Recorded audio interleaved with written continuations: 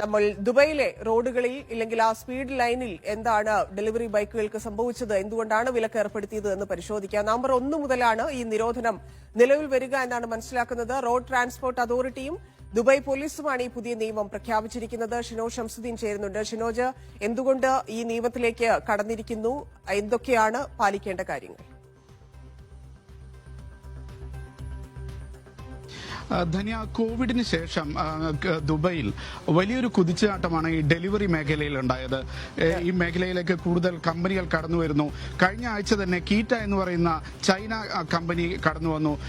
ആയിരക്കണക്കിന് ബൈക്കുകളാണ് ഓരോ നിമിഷവും ദുബൈയിലെ റോഡുകളിലൂടെ ഇത്തരത്തിൽ ഫുഡ് ഡെലിവറിയുമായി കടന്നു പോകുന്നത്. ഇവയുടെ അപകടങ്ങൾ വർദ്ധിക്കുന്ന സാഹചര്യത്തിലാണ് ഇത്തരമൊരു തീരുമാനം ദുബായ് സർക്കാർ എടുത്തിരിക്കുന്നത്. നേരത്തെ 2021 മുതൽ അബുദാബിയിലും അജ്മാനിലും ദുബൈയിലും ഇത്തരം നിയന്ത്രണങ്ങളുണ്ടെങ്കിലും ഇന്ന് കൃത്യമായി ഏതൊക്കെ ലൈനിലാണ് ഡെലിവറി ബൈക്കുകൾക്ക് സഞ്ചരിക്കാൻ കഴിയുക എന്ന് ദുബായ് വ്യക്തമാക്കിയിരിക്കുന്നു.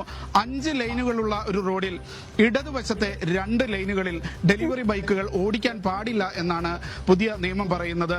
അതേപോലെ തന്നെ 4ഉം 3ഉം ലൈനുകളുള്ള റോഡിൽ 4ാമത്തെ ഇടതുവശത്തോട് ചേർന്ന ഏറ്റവും അവസാനത്തെ ലൈനിൽ ഡെലിവറി ബൈക്കുകൾ കടക്കാൻ പാടില്ല.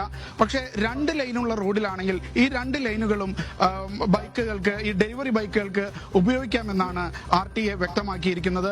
നവംബർ 1 മുതലാണ് ഈ നിയന്ത്രണം നിലവിൽ വരുന്നത്. ഈ വർഷം തന്നെ 76,000-ലധികം കേസുകൾ റിപ്പോർട്ട് ചെയ്തിട്ടുണ്ട് ഡെലിവറി ബൈക്കുകളുടെ പേരിൽ. അതേപോലെ തന്നെ 965-ലേറെ അപകടങ്ങൾ ഡെലിവറി ബൈക്കുകൾ ഈ വർഷം മാത്രം ഉണ്ടാക്കിയിരിക്കുന്നു എന്നാണ് ദുബായ് പോലീസിന്റെ കണക്കുകൾ. ഈ സാഹചര്യത്തിലാണ് വലിയ വേഗതയിൽ വാഹനങ്ങൾ കടന്നുപോകുന്ന റോഡിന്റെ ഇടതുവശത്തെ സ്പീഡ് ലൈനുകളിലേക്ക് ഡെലിവറി ബൈക്കുകൾക്ക് നിരോധനം ഏർപ്പെടുത്തിയിരിക്കുന്നത്. ധന്യ.